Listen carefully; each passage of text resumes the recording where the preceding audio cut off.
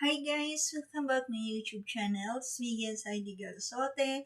This video, we can prepare our simple breakfast salad. Ayan guys, using my beans sprout. Ito yung natira ko po nung nakaraan guys. So, prepare lang po natin at mamayang 4 o'clock, bago mag 4 o'clock, 4 o'clock in the morning is kailangan natin kumain. Okay guys, so napakita ko lang po sa inyo yung very simple, no? Nagawa ko lang, sa side ko lang, talagang ito lang yung pinakagusto ko. Ang ingredients po nito is 1 lemon, apple yung natira dito. Supposed to be 2 apple to eh. So anyway, and then onion, half of onion. So nag ano lang ako. Actually buo to, ginawa ko lang half. And then 1 garlic, 1 cubes of garlic, 1 chili, and 1 slice of ginger. Ayan. Okay sana kung mayroon siyang mayonnaise, guys. Kaya lang, I forgot to buy the mayonnaise. And also, yung pinitas ko, I harvest yesterday, remember? The tomato. I get the half of tomato and this one. Itong hindi pa siya gaanong ripe. No? So, hindi pa siya gaanong hinog. So, this one, and of course, my favorite, 2 boiled egg. Ayan, guys. Kasi talagang, I'm starting for a diet na po, guys, talaga. Yung half rice na miminti ko, yung halos hindi ko na po nauubos. So, sinasabayan ko po siya ng exercise, daily exercise. Kaya, kahit hindi po tayo mag-gym, basta't healthy everyday ang kinakain natin. And wag natin wawalain ng rice kasi fiber pa rin po yan. So, we can start to prepare our simple salad na breakfast po natin, guys. Ayan.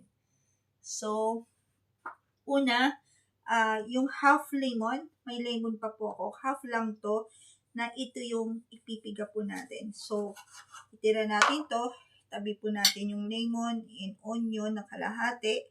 So, ang una natin i-slicean is, babalatan po natin ang apple. Ito kasi override na, ako yung tipong, ayoko talaga ng may nasasayang, guys. So, yung kalahati, no, kung nakikita nyo, pinutol ko yung dulot-dulo kasi malapit na po siyang masira. So, sayang naman. Actually, dalawa to eh. So, nakain na siguro yung isa. Ayan, so, bukas bibili po tayo ulit ng apple. And bibili ako ng cucumber, mga ganun, and carrots. Yun naman, ipapakita ko po sa inyo na salad. Ayan, mahilig po talaga akong magluto-luto. So, we can cut this one into cubes. Yung maliit na maliit lang, kasi maliliit lang tong sprout leaves. Ayan, itong beans na to, maliliit lang. So, must be, maliit lang po yung paghiwa ng ating apple, lahat ng ingredients, kailangan cubes lang po siya. Ayan. So, tanggalin lang po natin yung buto. So, ayan guys. Itututok ko lang ng konti yung camera para nakikita po natin. Ayan. So, ayan siya guys.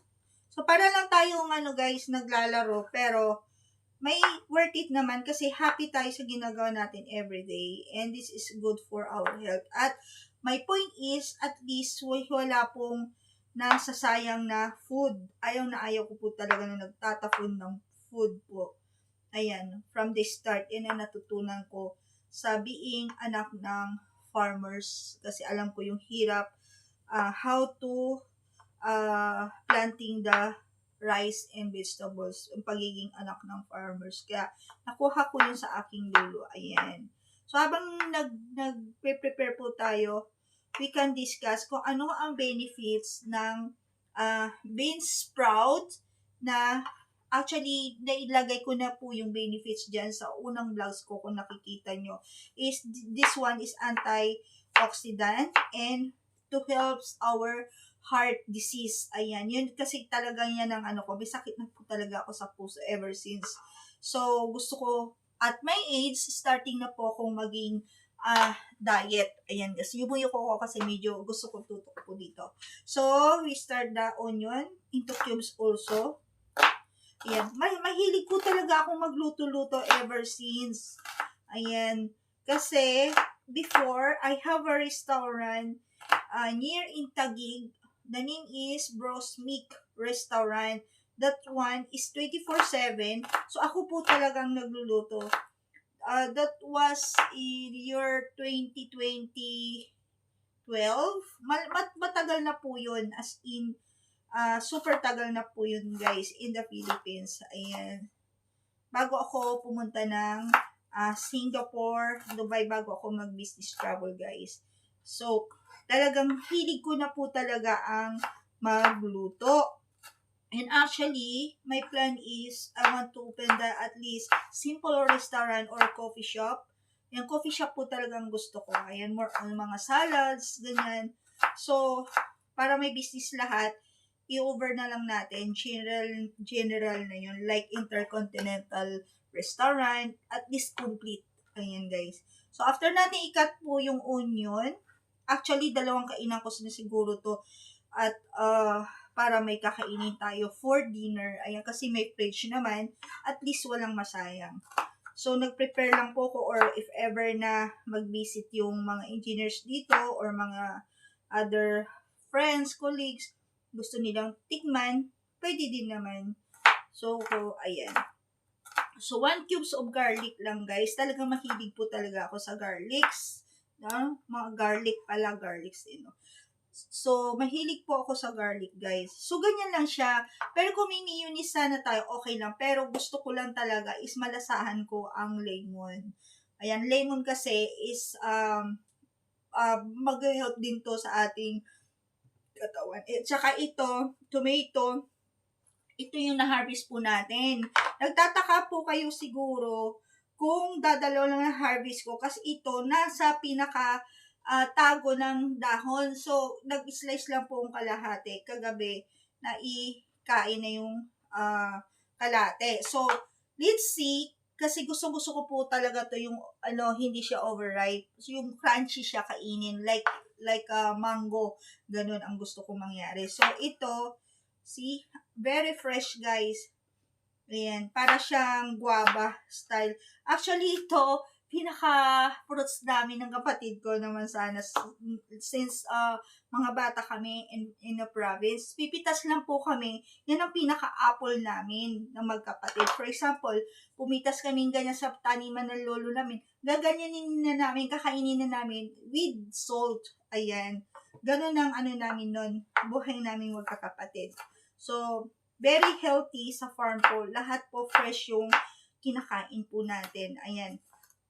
This is a very simple, what do you call this? Salads, no? Dishes. So, kailangan tayo maghanap. Ang pagsabi nga, ang pagluluto is, i-correct nyo po ako, is art.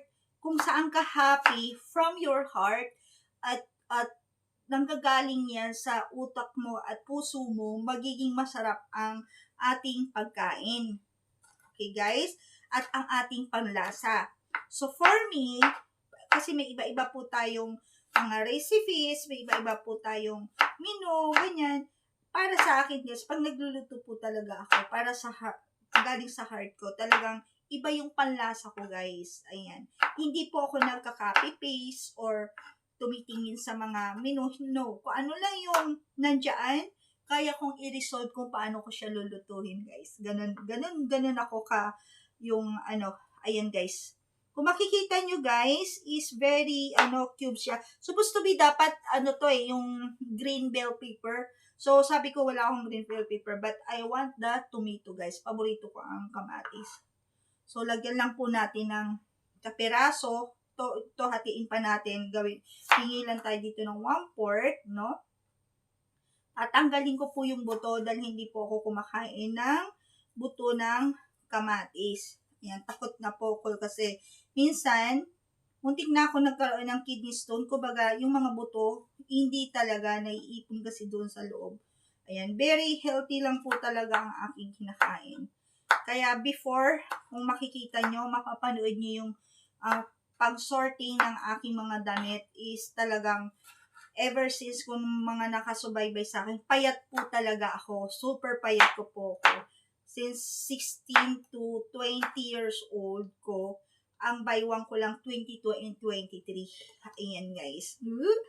Yabang na lola mo ano. Kasi more on vegetables lang po talaga ako.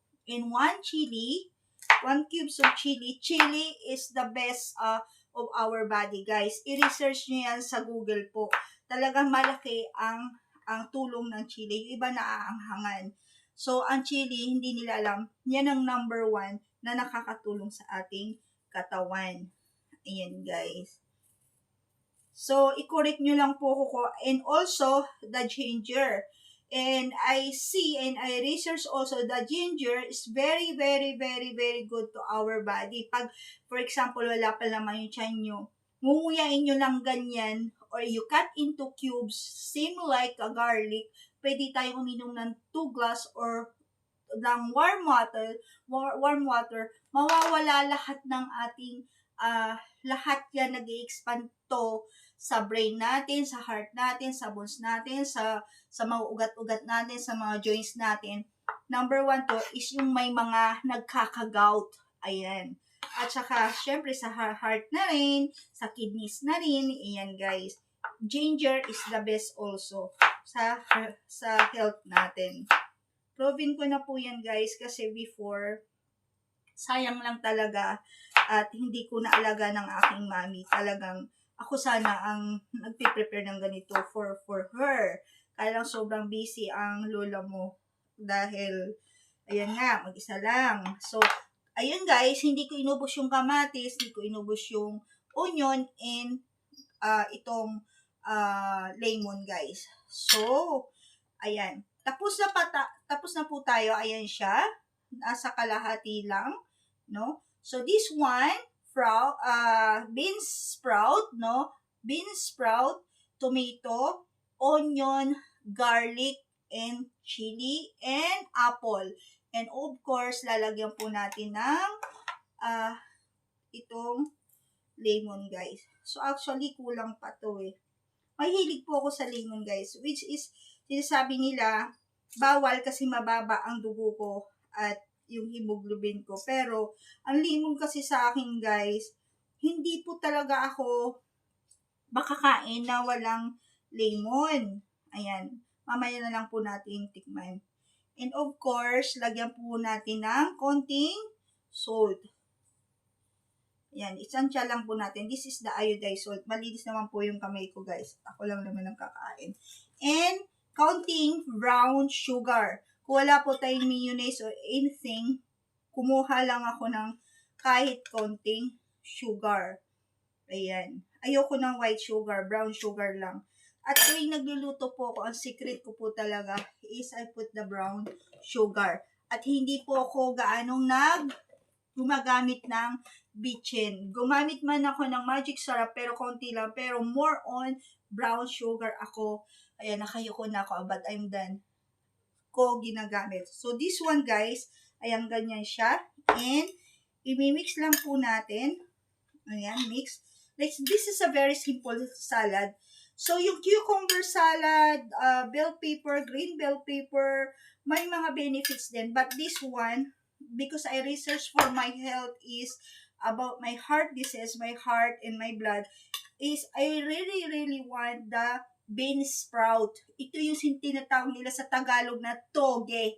Ayan. Ini-ignore ng iba, ayaw kainin ng iba, pero if you can research, no, malaki ang maitutulong po ng beans sprout sa ating katawan, sa ating health. Ayan, lalong-lalo na po sa mga sakit ng sa puso. Ayan, guys.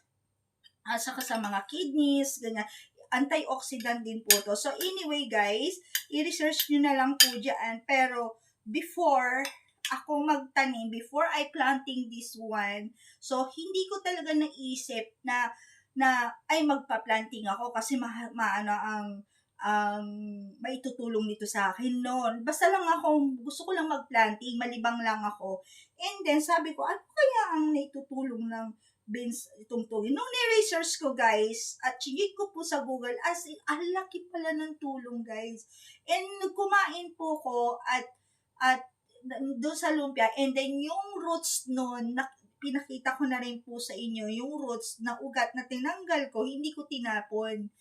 binalian ko lang ng tubig, and then, pinakulaan ko, I boiled, seem like a tea, and then I put the lemon, and then, dinrink ko every morning and evening. Twice ko lang siyang ginawa, guys. In a 1 week, twice ko lang ginawa. Very healthy. Hindi po ako hinihingal pag nag-exercise.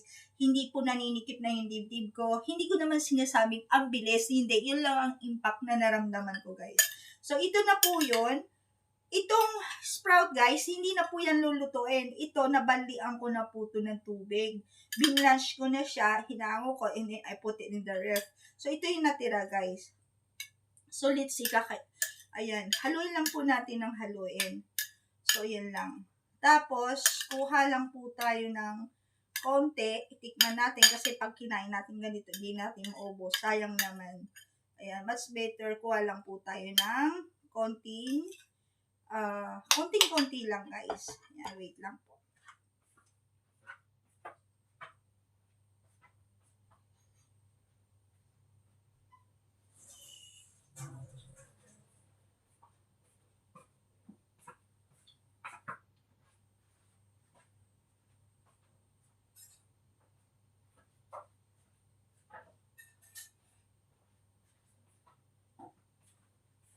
And then, guys, we can slice the egg, guys. We can cut this one, the egg. I get the 2 egg every day. Hanggang 2 eggs lang ang kaya ko kasi I have a allergy nga sa chicken. At pag kumakain ako ng egg, is hindi ko kinakain yung pula, yung white lang. Pero for now, may salad naman. At para lumasa din yung salad, kumain po tayo isali na po natin ng pula. Ayan, guys, itong egg yolk po niya. Ayan. So, we can cut into 4 kasi maliliit lang. So, ayan siya, guys. Kuha lang po tayo dito ng konti. Sayang sana kung fresh po yung apple. Kaya lang 2 days nang nandito. Sabi ko sayang naman. Isalo ko na lang to sa sprouts. Ayan, guys. So, ayan. Magtira ako, baka mamaya pumunta sila sir dito. Tsaka yung DC. May mapatikim tayo. May share natin, guys. Ayan. Ayan. Very nice. Wow. Very healthy, guys. Sobrang healthy. So, i-slice natin into cubes. Ito, yung kinakain po natin. And then, we can mix it. And then, yun na po. Very simple. Very, lang. Within 5 minutes, pwede nyo na itong gawin. Kaya lang, guys, talagang nag-slice pa. Hindi ako gaanong mabilis. Ayan. So, ayan, guys. Super, mas maganda to kung may avocado pa. Pero, different naman yon na salad, yung avocado. Pero, ang focus po natin dito is yung beans sprout po. Ayan. Yung mungo beans sprout. How to make the mungo beans sprout? Very simple. You buy the mungo, kahit ganun lang. Kahit every 1 spoon or 2 spoon, konti lang. And then, you put a little of water, at least 2 spoon lang or half of glasses lang ng tubig, and then ibabad niyo ilagay niyo yung beans. Pero before that, ibabad niyo muna magdamag. Kung ano yung lumutang, yun ang hindi pwedeng tumubo at hindi na kayang hindi na pwedeng papakinabangan. Kumbaga, itapon nyo, you remove that one, and then, one night yung ibabad lang. And then, kunin nyo yung munggo, itanim nyo, kuha kayo ng container kung saan nyo gustong itanim, kung anong mayroon lang kayo, ilagay nyo lang dyan. So, tutubo na po yan. So, soon, bibili ako ng container na para sa beans. Hindi na ito mawawala sa akin. Kasi na-research ko po talaga. So, kung anong maitutulong ng beans sprout. Ayan. So, tikman po natin, guys. Kain po tayo, guys. Tikman po natin. This is my breakfast. Ayan. So, the time now is 3 o'clock na. Ayan, kasi kanina nung umalis ako after my edits is magti-3 na po. Ayan.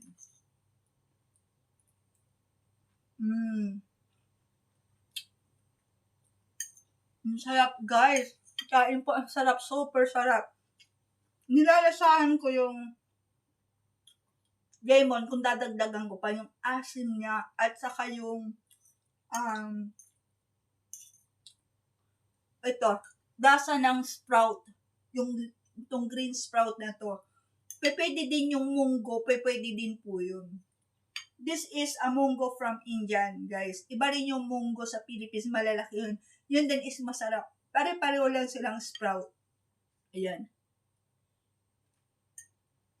Masarap, guys. Sobrang sarap. Sobra, guys. See? What? Hindi po ako nag-alagay ng mga tinansya ko lang.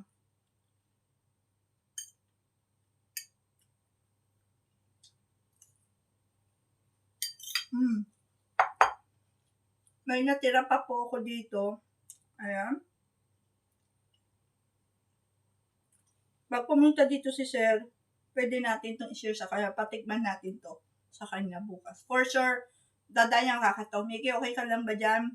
Ayan, titingin na lang yung pagkain dyan. Kakain na siya, bahala na siya, aalis na. Ganun lang ang ano namin. Ayan. So, patikin natin po yun sa kanya, guys. So, talagang grabe ang... Actually, mayroon pa akong panggulay dun eh. Banda, guys, yung rice coffee na na-share ko po sa inyo. Ang sarap.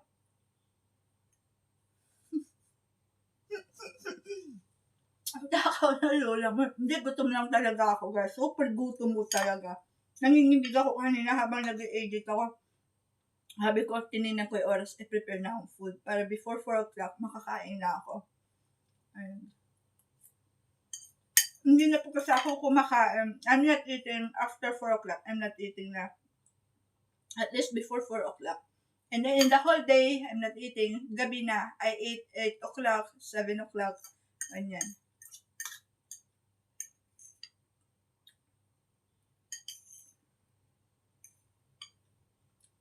Ayan. So, hanggang dito na lamang, guys. And